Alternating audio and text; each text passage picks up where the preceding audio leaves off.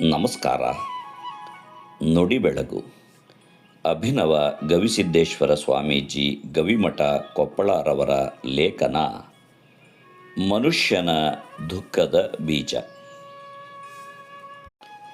ಜೀವನದಲ್ಲಿ ನನಗೆ ಎಲ್ಲಿ ಸೋಲಾಯಿತು, ನಾನು ಗೆಲುವಿನ ಜೀವನವನ್ನು ಕಟ್ಟಿಕೊಳ್ಳುವುದು ಹೇಗೆ ಎಂದು ವಿಚಾರ ಮಾಡುವುದಕ್ಕೆ ಸ್ವಾಧ್ಯಾಯ ಅಂತ ಕರೀತಾರೆ. ಇದು ಆತ್ಮಾವಲೋಕನ. ನನ್ನ ತಪ್ಪುಗಳನ್ನು ತಿದ್ದುಕೊಂಡು ನಾನು ಸಮಾಜದಲ್ಲಿ ಗೆಲ್ಲಬೇಕು ಎಂದು ಆಲೋಚಿಸಬೇಕು. ಹೊಸ ಜೀವನವನ್ನು, ಆದರ್ಶದ ಜೀವನವನ್ನು ಹೇಗೆ ಕಟ್ಟಬೇಕು ಎಂದು ಆಲೋಚಿಸಬೇಕು. ಮನುಷ್ಯನಿಗೆ ಮುಕ್ತಿ ಬೇಕು. ಮುಕ್ತಿ ಎಂದರೆ ಆನಂದದಿಂದ ಇರುವುದು ಅಷ್ಟೇ. ಅದೇ ಜೀವನ್ಮುಕ್ತಾವಸ್ಥೆ. ಅಳುತ್ತಾ ಇದ್ದರೆ ಅದೇ ನರಕ.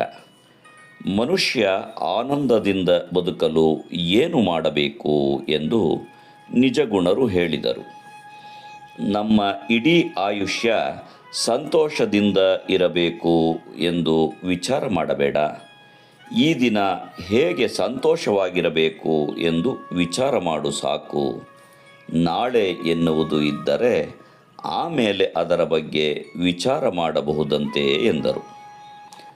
ರಾತ್ರಿ ಮಲಗಿ ಕಣ್ಣು ಮುಚ್ಚಿದವರೆಲ್ಲ ಬೆಳಗ್ಗೆ ಕಣ್ಣು ತೆರೆದಿಲ್ಲ ಎನ್ನುವುದು ನೆನಪಿನಲ್ಲಿರಲಿ.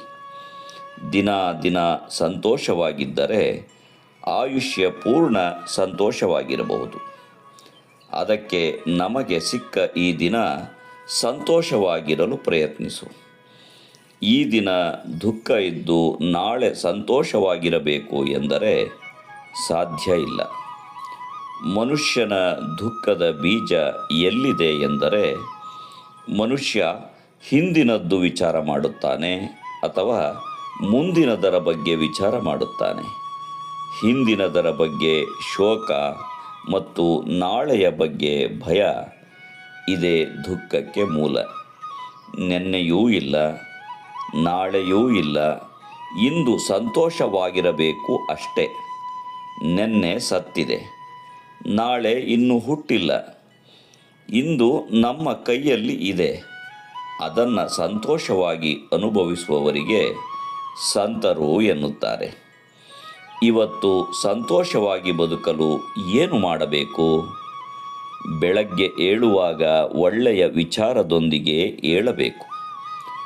ನನಗೆ ಇನ್ನೊಂದು ದಿನ ಕೊಟ್ಟಿದ್ದೀಯಲ್ಲ ಎಂದು ದೇವರನ್ನು ನೆನೆಯಬೇಕು. ಜನರ ಮಾತು ನಂಬಬೇಡ. ನಿನ್ನೊಳಗಿರುವ ಶಕ್ತಿಯನ್ನು ನಂಬಿ ಬದುಕು. ಬೆಳಗ್ಗೆ ಎದ್ದಾಗ ಯಾರ ತಟ್ಟೆಯಲ್ಲಿ ಅನ್ನ ಇಲ್ಲ ಅವರು ಭಿಕ್ಷುಕರಲ್ಲ. ಬೆಳಗ್ಗೆ ಎದ್ದಾಗ ಯಾರ ತಲೆಯಲ್ಲಿ ಒಳ್ಳೆಯ ವಿಚಾರಗಳಿಲ್ಲ ಅವರು ಭಿಕ್ಷುಕರು. ಕಾಲಿನಲ್ಲಿ ಬ್ರಾಂಡೆಡ್ ಚಪ್ಪಲಿ ಹಾಕಿಕೊಂಡವರು ದೊಡ್ಡವರಲ್ಲ. ತಲೆಯಲ್ಲಿ ಬ್ರಾಂಡೆಡ್ ವಿಚಾರ ಇದ್ದವರು ದೊಡ್ಡವರಾಗುತ್ತಾರೆ. ಕಾಡಿನಲ್ಲಿ ಒಂದು ಚಿಕ್ಕ ಬಳ್ಳಿಯಲ್ಲಿ ಹೂವು ಬಿಟ್ಟಿರುತ್ತದೆ. ಪಕ್ಕದಲ್ಲಿಯೇ 40 ಅಡಿ ಎತ್ತರದ ಮರವೂ ಇರುತ್ತದೆ.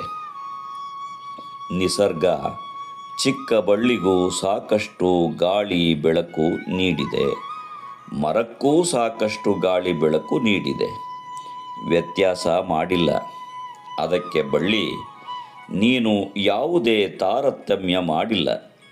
ಅದಕ್ಕಾಗಿ ನನ್ನ ಹೃದಯವನ್ನೇ ಹೂವಾಗಿ ನಿನಗೆ ಅರ್ಪಿಸುತ್ತೇನೆ ಎಂದು ಹೇಳುತ್ತದೆ.